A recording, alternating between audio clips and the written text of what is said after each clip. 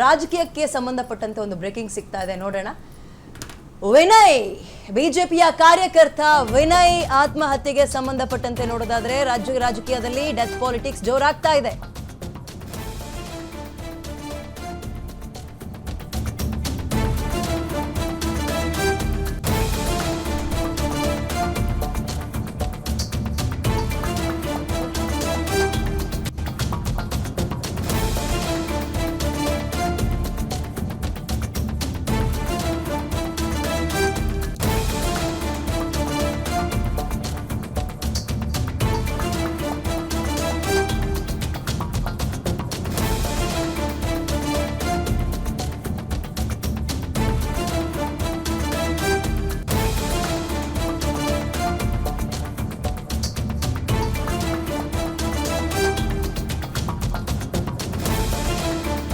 ರಾಜ್ಯ ರಾಜಕೀಯದಲ್ಲಿ ಸದ್ಯ ತಲ್ಲಣ ಮೂಡಿಸ್ತಾ ಇರುವ ಸುದ್ದಿ ಬಿಜೆಪಿ ಕಾರ್ಯಕರ್ತ ವಿನಯ್ ಅವರ ಆತ್ಮಹತ್ಯೆ.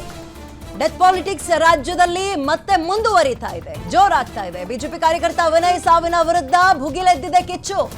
ಕುಶಾಲನಗರ ನಿಗಿ ಕೆಂಡದಂತಿದೆ. ವಿನಯ್ ಸಾವಿನ ಹಿಂದೆ ಇಬ್ಬರು ಕೈ ಶಾಸಕರ ಹೆಸರು ತಳುಕು ಹಾಕೊಂಡಿದೆ.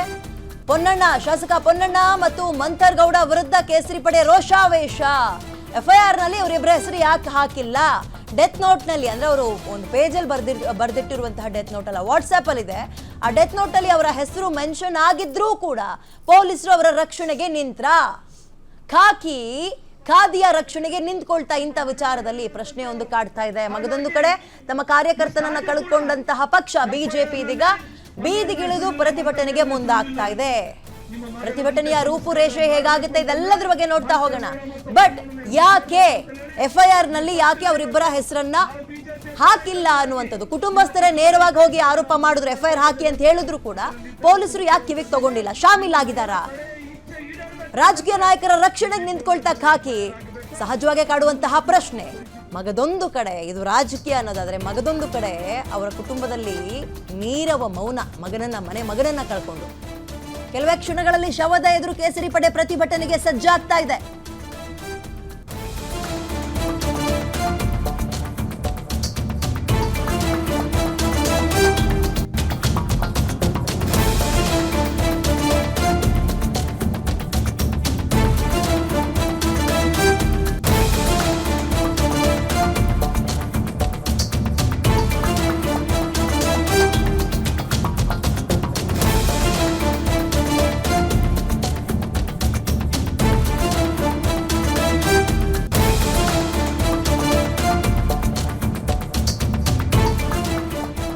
ವಿಜೇಂದ್ರ ಸೇರಿದಂತೆ ಇನ್ನು ಘಟಾನುಘಟಿ ನಾಯಕರುಗಳೆಲ್ಲರೂ ಕೂಡ ಪ್ರತಿಭಟನೆಗೆ ಮುಂದಾಗ್ತಾ ಇದ್ದಾರೆ. ಇನ್ನು ಸ್ಥಳದಲ್ಲಿ ಬಿಗುವಿನ ವಾತಾವರಣ ಏರ್ಪಡಬಾರದು ಅನ್ನೋ ಹಿನ್ನೆಲೆಯಲ್ಲಿ ಪೊಲೀಸರು ಬಿಗಿ ಭದ್ರತೆಯನ್ನು ಕೂಡ ಕೊಡ್ತಾ ಇದ್ದಾರೆ. ಕೊಡಗಿನ ಕುಶಾಲನಗರದಲ್ಲಿ ಪೊಲೀಸರ ಸರ್ಪಗಾವಲೆ ಇದೆ, ಯಾಕಂದ್ರೆ ಬಿಜೆಪಿಯಲ್ಲಿ ಪ್ರತಿಭಟನೆ ಮಾಡ್ತಾ ಇದೆ. ಎಫ್ಐಆರ್ ನಲ್ಲಿ ಅವರ ಹೆಸರನ್ನ ಸೇರಿಸೋ ತನಕ, ಹಾಕೋ ತನಕ, ಮಗದೊಂದು ಕಡೆ ವಿಚಾರಣೆ ಆರಂಭ ಆಗೋ ತನಕ ನಾವು ಅಂತ್ಯ ಸಂಸ್ಕಾರ ಮಾಡಲ್ಲ ಅಂತ ಕುಟುಂಬಸ್ಥರ ಜೊತೆಗೆ ಬಿಜೆಪಿ ಪಕ್ಷ ಕೂಡ ನಾವು ನಿಮ್ ಜೊತೆಗಿದ್ದೀವಿ ಅಂತ ಹೇಳೋದ್ರ ಮುಖಾಂತರ ಅಂತ್ಯ ಸಂಸ್ಕಾರ ಮಾಡಲ್ಲ ಅಂತಿದ್ದಾರೆ. ಕಾರಣ, ಮುಚ್ಚಾಕೋ ಪ್ರಯತ್ನ ಮಾಡ್ತಾ ಇದ್ದೀರಾ, ಅನ್ಯಾಯವಾಗಿ ಒಂದು ಜೀವ ಹೋಗಿದೆ, ನಮ್ಮ ಕಾರ್ಯಕರ್ತನ ಜೀವ ಹೋಗಿದೆ ಅಂತ ಬಿಜೆಪಿ ಪಕ್ಷವಾದ್ರೆ ನಮ್ಮ ಮನೆಯ ಮಗನನ್ನ ಕಳ್ಕೊಂಡಿದ್ದೀವಿ ಅಂತ ವಿನಯ್ ಕುಟುಂಬಸ್ಥರ ರೋಧನೆ. ಇದೆಲ್ಲದರ ನಡುವೆ ಅವರ ಡೆತ್ ನೋಟ್ ಇದೀಗ ಸಾಕಷ್ಟು ಕುತೂಹಲಕ್ಕೆ ಕಾರಣವಾಗ್ತಾ ಇದೆ. ಮತ್ತೊಂದು ಪ್ರಶ್ನೆ ಏನಪ್ಪಾ ಅಂತ ಹೇಳಿದ್ರೆ, ಹೌದು ಮಾನಸಿಕವಾಗಿ ಕುಗ್ಗಿ ಹೋಗಿದ್ರು ವಿನಯ್, ಹಾಗಾಗಿ ಈ ನಿರ್ಧಾರಕ್ಕೆ ಬಂದ್ರು ಅಂತ ಮಾತನಾಡಲಾಗ್ತಾ ಇದ್ರು ಕೂಡ ಯಾರ ಗಮನಕ್ಕೂ ತರಲಿಲ್ವಾ? ಕಾರ್ಯಕರ್ತರ ಪರವಾಗಿ ಇಲ್ಲಿ ತನಕ ಬಿಜೆಪಿ ನಿಂತ್ಕೊಳ್ಳಿಲ್ವಾ? ಬೆಳಗ್ಗೆಯೂ ಕೂಡ ನಾನು ಇದೇ ಪ್ರಶ್ನೆ ಕೇಳಿದ್ದು ಬಿಜೆಪಿ ಅವರಿಗೆ. ನಿಮ್ಮ ಕಾರ್ಯಕರ್ತನ ಜೀವ ಹೋಗಿದೆ, ಅದಕ್ಕೋಸ್ಕರ ಪ್ರತಿಭಟನೆ ಮಾಡ್ತಾ ಇದ್ದೀರಿ ನಿಜ, ಬಟ್ ಜೀವ ಹೋಗ್ದಲ್ಲ ಇರೋ ರೀತಿ ಕಾರ್ಯಕರ್ತರನ್ನ ಕಾಪಾಡ್ಕೊಳ್ಳೋದಕ್ಕೆ ಅದು ಮುಂಚೆ ಅರಿವಿಗೆ ಬರಬೇಕಿತ್ತು ಅಂತ. ಈ ರೀತಿಯಾಗಿ ಕಾರ್ಯಕರ್ತರ ಸಾವು ರಾಜ್ಯದಲ್ಲಿ ಹೆಚ್ಚಾಗ್ತಾ ಇದೆ.